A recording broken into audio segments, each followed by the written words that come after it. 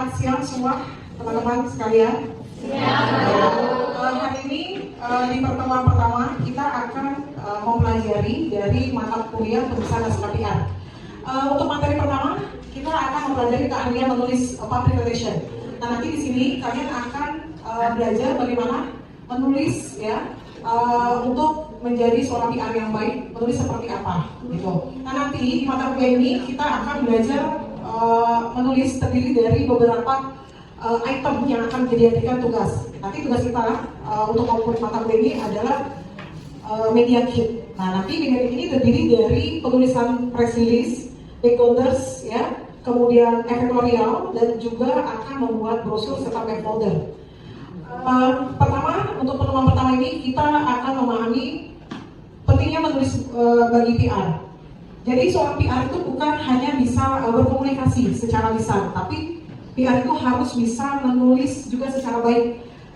Kenapa? Karena nanti PR itu akan berhubungan dengan media, dimana ketika kalian akan menghadapi sebuah event ataupun juga nanti akan kalian hadapi sebuah krisis atau isu yang menimpa perusahaan, itu perlu klarifikasi, ya. Nah, disinilah keahlian untuk seorang PR dibutuhkan. Karena kalau seorang PR tidak bisa menulis, itu akan fatal akibatnya. Penyampaian informasi, pesan kepada publik itu tidak akan sampai seperti apa yang diharapkan, gitu ya. Kemudian, elemen penulis ini dalam PR ada 3. 1 pikiran, 2 perasaan, dan tangan. Pada elemen ini, ketika kita menulis, harus kita pikirkan dulu konsepnya, disesuaikan dengan apa yang kalian hadapi sebagai seorang PR. Misalnya gini, kalau untuk mengklarifikasi isu ya yang kalian hadapi, pikirkan dulu permasalahan yang terjadi di perusahaan kalian. Seperti apa? Nanti baru ditentukan solusi dan klarifikasi terhadap permasalahan tersebut. Kemudian perasaan ini melibatkan dari emosional. Jadi kalau ketika kalian menghadapi sebuah permasalahan seperti isu perusahaan, jangan emosional dimainkan, tapi tetap logika harus ada, ya. Kemudian tangan dalam arti di sini kalian harus ahli untuk menulis. Jadi menulis dibiasakan agar tangan kalian juga bisa sinkronisasi dengan pikiran. Maksudnya dalam arti jangan salah typo dan sebagainya. Tujuan penulisan PR ini prinsipnya sama, bahwa tujuan penulisan naskah PR di sini membicarakan PR secara umum. Karena PR kalau dalam menulis itu bisa dilihat seorang PR ini ahli atau tidak, gitu, profesional atau tidak, itu dari tulisannya. Kalau tulisannya dia tidak bisa memberikan informasi yang baik, ini bisa dinilai nih bahwa PR itu tidak profesional atau nulisnya asal-asalan, gitu. Jadi PR itu harus benar-benar bisa menulis, bukan hanya berkomunikasi aja. Kemudian kita ke slide ketiga. Nah, ini ada produk-produk tulisan yang nanti dijadikan tugas untuk kalian di dalam media kit. Yang pertama adalah siaran pers, ya. Di sini informasi singkat tentang suatu event. Nanti kalian tulis tentang suatu event atau ada isu yang kalian hadapi di perusahaan kalau kalian menjadi seorang PR. Kemudian yang kedua nanti ada backgrounders atau cerita latar. Cerita latar ini menceritakan secara detail dan singkat tentang perusahaan yang akan kalian sampaikan atau dibuat di press release nanti, ya. Kemudian iklan perusahaan, ya. Di sini iklan perusahaan di dalam media kit ini ada iklan. Nah, iklan ini bermacam-macam ya. Dalam arti iklan itu bisa iklan editorial maupun iklan tampilan seperti iklan-iklan pada umumnya. Kemudian ada majalah dinding, tapi kalau sekarang ini majalah dinding sudah tidak ada karena kita kan sudah masuk ke media sosial atau media digital. Biasanya majalah dinding kalau dulu tuh ada di perusahaan majalah dinding, tapi kalau sekarang udah nggak ada majalah dinding. Jadi dalam penulisan PR ini majalah dinding udah nggak dipakai, gitu ya. Kemudian newsletter, penerbitan berkala dari perusahaan tentang aktivitas keseharian perusahaan. Nah, ini newsletter ini kayak seperti jurnal harian. Misalnya ada kegiatan-kegiatan yang dilakukan itu dibuat di newsletter dan nanti diterbitkan untuk di internal perusahaan. Itu biasanya selebaran. Atau kayak bulletin buku-buku kecil cuman selebar atau 2 lembar. Kemudian artikel dan editorial, tulisan PR yang dimuat di kolom artikel atau opini media massa. Jadi ini PR itu kita tahu tentang pembelajaran media relation. Jadi di mana seorang PR itu harus mempunyai hubungan erat dengan media. Karena pasti tulisan-tulisan kita akan muat tuh di media. Walaupun PR itu punya web sendiri, tapi tetap harus diterbitkan juga di media lain. Karena kalau di media kita kan hanya segelintir orang tahu. Tapi kalau di media itu luar kan pasti orang lebih banyak yang tahu. Nah, di sini kalian boleh menulis beberapa artikel yang ada di seorang PR, tapi disesuaikan dengan kondisi perusahaan saat ini. Misalnya tentang isu ekonomi ketika sekarang mengalami inflasi. Nah, bagaimana dengan perusahaan kalian? Nah, kalian boleh nih tulis artikel di sini. Nah, nanti dibantu oleh editorial dari media tersebut, bagaimana caranya untuk pemuatan berita tersebut. Kemudian ada publikasi ringan. Publikasi ringan yang disampaikan melalui media nirmasa, poster atau bulletin atau brosur. Nah, ini boleh nih nanti dari seorang PR untuk membuat poster atau bulletin di dalam tulisan naskah PR yang diterbitkan di perusahaan. Profil perusahaan. Nah, di sini company profile pun menjadi bagian dari penulisan naskah PR. Jadi sekarang ada 2 jenis untuk profil perusahaan. Profil perusahaan itu bisa digital atau video ataupun cetak. Nah, fungsinya ini nanti profil perusahaan ketika kalian presentasi itu diberikan supaya kalian bisa meningkatkan citra dari perusahaan atau memperkenalkan perusahaan itu kepada klien, ya. Nah, ini profil perusahaan ini sekarang ini udah lebih modern, video, jadi tinggal ditayangkan aja, kemudian klien itu bisa lihat seperti apa tampilan perusahaan kalian. Kemudian yang ke-9, laporan tahunan. Ini biasanya kalau laporan tahunan, PR itu tidak terlibat secara mendalam. Laporan tahunan itu annual report, itu biasa terbit itu Januari atau Februari. Itu tentang keuangan perusahaan tuh. Tapi nggak semua perusahaan punya annual report. Annual report ini hanya perusahaan-perusahaan besar yang biasanya dimiliki beberapa saham oleh orang-orang luar, ya maksudnya masyarakat gitu. Nah, ini baru annual report itu diterbitkan di media massa. Tapi kalau PR ini laporan tahunan ini tidak berkecimpung secara penuh. Ini biasanya dilakukan oleh bagian finance atau keuangan. Nah, PR itu hanya membantu untuk penerbitan, gitu. Terus naskah pidato dan presentasi, nah ini merupakan bagian dari penulisan naskah PR. Jadi PR itu harus bisa menulis untuk pidato atau presentasi, gitu. Karena ketika kalian melakukan press release, otomatis kalian akan pidato atau presentasi kepada media. Nah, ini harus bagaimana caranya kalian membuat naskah pidato yang benar dan baik. Tapi bukan hanya naskah pidato dan presentasi yang baik, tapi nanti body language-nya juga harus dilatih, gitu, ya. Kemudian kita lihat selanjutnya. Nah, ini ada proses dasar menulis. Jadi kalau menulis itu harus ada perencanaan, jadi nggak bisa secara timbul aja gitu langsung tiba-tiba kalian menulis. Tetap harus ada tahapan awal yaitu perencanaan. Kalau kita misalnya mau membuat press release tentang event, ya kita rencanakan dulu apa yang mau kita tulis sesuaikan dengan event yang akan diadakan di perusahaan kita, misalnya. Kemudian penulisan organizing atau composing. Jadi penulisan itu harus seimbang. Setelah melakukan tahap perencanaan, di sini tulisan itu harus bercorak dan deskripsi. Jadi tatanan bahasa dan tulisan itu tidak boleh stagnan. Dalam arti lurus aja tanpa ada turun naiknya, menjelaskannya dan sebagainya. Jadi kayak ada gaya penulisan. Nah, ini perlu nih di dalam penulisannya agar yang membacanya nanti tulisan itu memahami apa pesan yang akan disampaikan oleh kalian.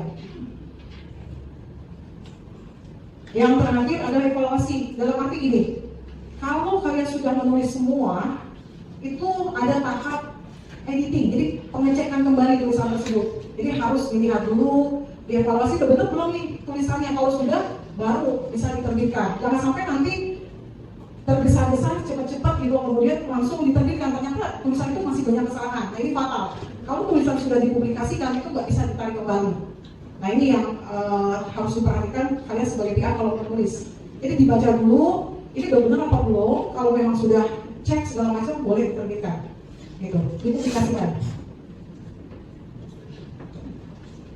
Ya, ini ada beberapa pemantauan pembuatan tulisan. Ada jumlah media yang memuat tulisan, jadi kita harus perhatikan berapa sih media yang kita muat. Harus disesuaikan dengan perusahaan nih. Misalnya jangan sampai kalian mau membuat tulisan tentang perusahaan kalian yang bergerak di bidang kecantikan, tapi salah media. Kalau misalnya medianya media pertanian atau perikanan itu nggak cocok. Jadi cari media yang sesuai dengan perusahaan kalian, jenisnya di mana atau bidangnya di mana. Kemudian kadar kesalahan penulisan ini yang harus diperhatikan. Jadi kalau tulisan itu kayak tadi yang saya sudah jelaskan harus dicek, harus dievaluasi lagi. Jangan sampai ada kesalahan-kesalahan dalam penulisan atau bahasa. Kemudian kalau ditulis penulisan itu ada namanya macam ulasan. Jadi bukan hanya deskripsi menerangkan sesuatu permasalahan, tapi ada ulasan yang bisa kalian tulis sesuai dengan pendapat kalian, ya. Nah, terus kemudian pengulangan. Apakah redaksi mengulang berita tersebut dalam laporan yang lain? Jadi gini, pastikan kalau kalian terbit ke media lain, itu kalian pastikan kepada media. Apakah media akan mengulang penulisan kalian atau hanya terbit hari yang sudah ditentukan? Ini penting. Kalau misalnya sampai pengulangan, kemudian beritanya sudah tidak up to date, nah ini yang cukup mengkhawatirkan. Takutnya orang yang membaca menjadi salah pemahaman. Nah ini yang harus dipastikan kepada media relation kita ya, kalau kita mau terbitkan ke luar, ya. Ya, itulah penjelasan materi pertama mengenai penulisan naskah PR sebagai pengantar pertama. Baik, setelah penjelasan pemaparan materi ini, saya persilakan untuk teman-teman mahasiswa mengajukan pertanyaan. Ya. Gimana sih cara meminimalisir kesalahan dalam menulis press release? Minimalis kesalahan dalam penulisan press release ya.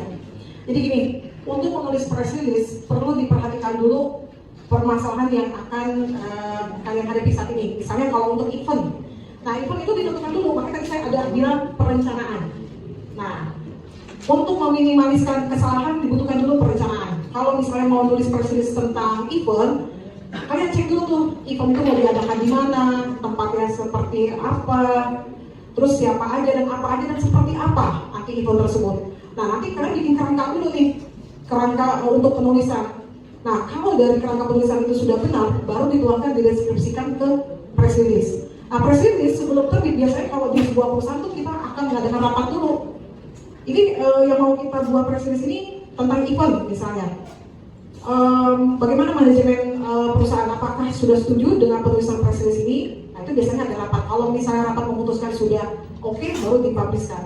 Nah untuk meminimalisir yang paling utama adalah pembuatan perencanaannya dulu untuk mengetahui apa yang akan kita tulis dan apa yang kita angkat, disesuaikan dengan permasalahan atau kegiatan yang akan dijalani oleh perusahaan.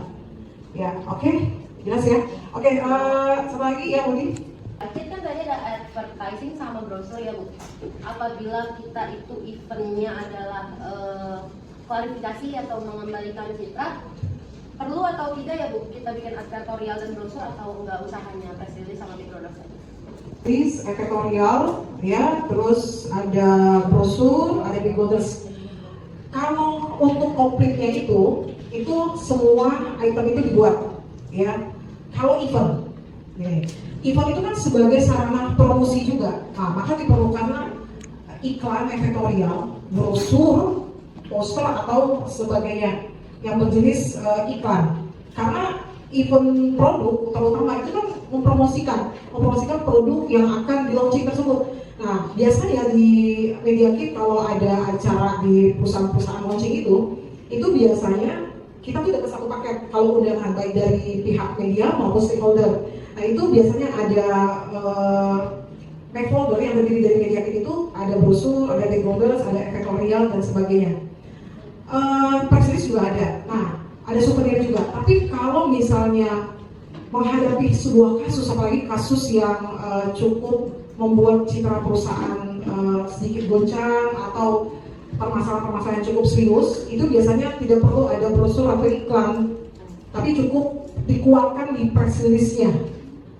Nah, press release, stakeholders itu boleh dimasukkan. Tapi kalau untuk brosur, editorial itu tidak perlu. Karena kalau kasus tentang pencitraan ini, apalagi menyangkut yang krisis sekali, nah itu tidak diperlukan. Jadi cukup untuk press release saja diperkuat sampai klarifikasi yang jelas, solusi dan sebagainya macam, baru demo tulisan boleh dimasukkan. Saya rasa seperti itu. Pada kesalahan penulisan, salah satunya ada kesalahan fakta, yaitu menyebarkan info yang salah kan dapat merusak kepercayaan publik dan reputasi dari kitanya sendiri sebagai PR perusahaan itu. Nah, saya menanya bagaimana cara mengatasi agar tidak terjadi kesalahan fakta dalam penulisan media, entah itu press release, dan sebagainya. Jadi untuk menjawab pertanyaan kamu mengenai bagaimana sih supaya tidak ada kesalahan dalam pemuatan penulisan bahwa itu beritanya fakta atau tidak fakta. Ini penulisan naskah PR itu biasanya menulis kegiatan-kegiatan yang terjadi di perusahaan ataupun nanti mengenai produk dan juga klarifikasi permasalahan. Nah, untuk tidak menimbulkan kebohongan ketika penulisan itu dipublikasikan, itu biasanya PR pasti akan mengadakan riset. Nah, ada yang namanya riset penelitian PR. Jadi ketika dia mau menyusun press release dan penulisan lain-lainnya, itu dia akan melakukan riset dulu. Benar nggak nih kalau misalnya ada sebuah permasalahan yang dihadapi perusahaan? Benar nggak nih kasusnya? Nah, riset dulu ke lapangan. Berarti bukan hanya dari satu pihak, dari beberapa pihak. Kalau memang sudah ditemukan fakta itu ternyata tidak benar, tetap harus diklarifikasikan ke publik bahwa isu yang menimpa perusahaan mengenai hal tersebut tidak benar. Kami telah melakukan cek ke lapangan seperti ini. Nah, ini ada data-datanya dan sebagai berikut. Jadi perlu ada yang namanya analisis riset. Nah, itu yang diperlukan supaya fakta dinyatakan di publis itu benar-benar fakta dan tidak kebohongan seperti itu. Ya, ada pertanyaan lagi? Oke. Saya rasa cukup untuk pertemuan hari ini tentang materi penulisan naskah PR. Semoga nanti materi pembelajaran ini mendapat ilmu yang bermanfaat untuk kalian semua. Nah, intinya untuk materi penulisan naskah PR ini nanti outputnya adalah kalian akan membuat media kit yang terdiri dari beberapa penulisan yang memang harus dikuasai oleh seorang PR.